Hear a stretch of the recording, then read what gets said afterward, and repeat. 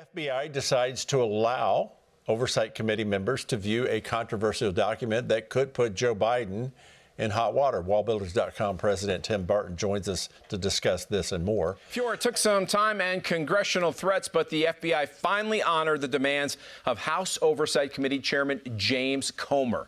As a result of the Kentucky Republicans' persistence and threats to charge the FBI with contempt of Congress as early as today, the Bureau will now show every member of the House Oversight Committee the FD 1023 document that purportedly contains an FBI informant's claim that Joe Biden took a $5 million bribe from a Ukrainian national while Biden was vice president.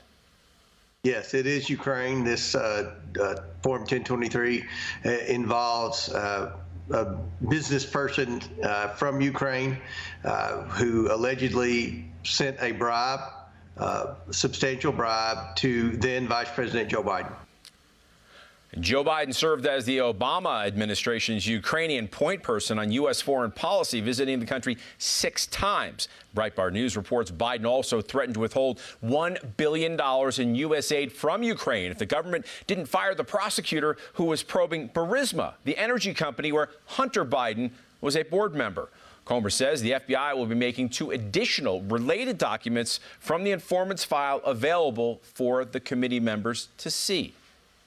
The Federalist reports former Attorney General William Barr told the publication Tuesday that Democrat Representative Jamie Raskin's accusations against him and lead prosecutor Scott Brady was a lie. Monday, Raskin and House Oversight Committee Chair James Comer met in a closed-door meeting with the FBI. It was there they reviewed that FD 1023 form, summarizing detailed allegations. And then Vice President Joe Biden agreed to accept a $5 million bribe from a Ukrainian foreign national to affect policy decisions. Raskin spoke to the press after stating this. After Rudy Giuliani surfaced these allegations, this group was appointed, and they looked into the Form 1023. There was no grounds to escalate from an initial assessment to a preliminary investigation. So they apparently decided that there was not, and they called an end to the investigation. Bill Barr responded, telling the Federalist it's not true. It wasn't closed down. On the contrary, it was sent to Delaware for further investigation. And the co-author of The American Story, Victory News contributor Tim Barton. Tim, welcome to Victory. Thanks, Greg. Never before has a president, former or serving, been indicted by the Department of Justice. Does this handling of these documents rise to that level? Well, I think in comparison of what we know some other presidents have done, no, it doesn't make sense, other than it is the continued weaponization of these institutions and organizations for political purposes. It's arm and extension of the Democrat National Committee, of the Democrat Party. This is totally political posturing from these organizations. And I say that because if you look at what other presidents have done, if you look at the history of the Clintons, if you look back even to noted, honored people like a JFK, when you look at some of the things that presidents did behind closed doors, this is not the first time a president would have offered someone a position for a favorable outcome or anything in that regards. It's just that now we are going to uphold a standard against Trump that has not been upheld against any other president. This is something like when you look at the NCAA and we hear about some of the scandals where there was some college athlete who somebody was helping him do his homework for his course and this university's fined. That happens at almost every major university, unfortunately. And this doesn't say it's good, but it's saying when you are only picking specific ones that you are going to criminalize in this intent, then it looks like you are picking winners and losers and you are playing favorites, and you're doing it for political purposes. Not saying that Donald Trump might not have messed up in this, but this targeting is totally political. Well, you're describing a 2-tier justice system, and sounds like that's what we've got happening. All right, now that the FBI folded and is allowing the entire Oversight Committee to review this document that allegedly holds damning information against Joe Biden and his involvement with Ukraine's offer of cash for influence, will the committee be able to add bite to their bark?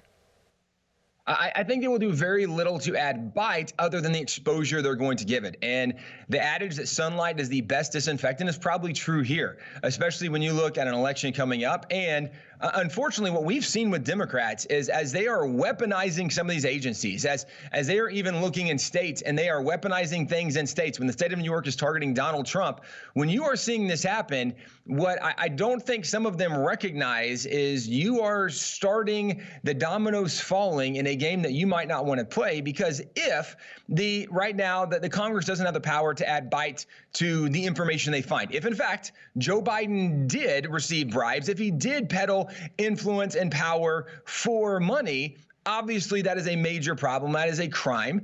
But we might not have a Department of Justice. We might not have anybody willing to do something about it now. But if the lever of power swings and Republicans then take office, you now are setting up a precedent where you can pursue presidents after they are in office because of their alleged crimes, whatever they might be. On this one, I think Joe Biden, definitely, it seems like there's enough smoke. There really is a lot of fire there. But I don't think they'll be able to do anything right now other than give it sunlight. But that might be enough to help inform American people who have been ignorant, or maybe some of the biased press on the left side who have lied about this all along the way. And the irony, it's Ukraine.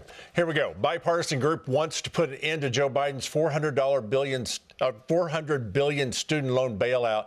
The president vetoed the bill. Its illegality is before the Supreme Court. So where will this land when the dust settles? I think ultimately it's going to come to the court. I don't think that even though Joe Biden then vetoed this, I don't think the House and Senate has the numbers to override the veto. But this is something the Supreme Court's expected to rule on this summer. And the expectation is that the conservative justices are going to look at what happened and realize this is not a constitutional action that he just performed. And therefore, it should be struck down by the court. So ultimately, some of the promises that he made during the campaign that many of us on the conservative side were saying from the very beginning, this is not constitutional. You cannot simply erase debt. When people agreed taking out a loan to pay back that debt, you can't arbitrarily play God on some level and evaporate all of this debt. They took out a loan. They need to pay that loan back. This is something that the court, I think, will look at and determine to be unconstitutional. So we do expect this to be ultimately struck down later this summer. It'll be interesting to watch. Tim Barton, back to you in just a moment. Mike?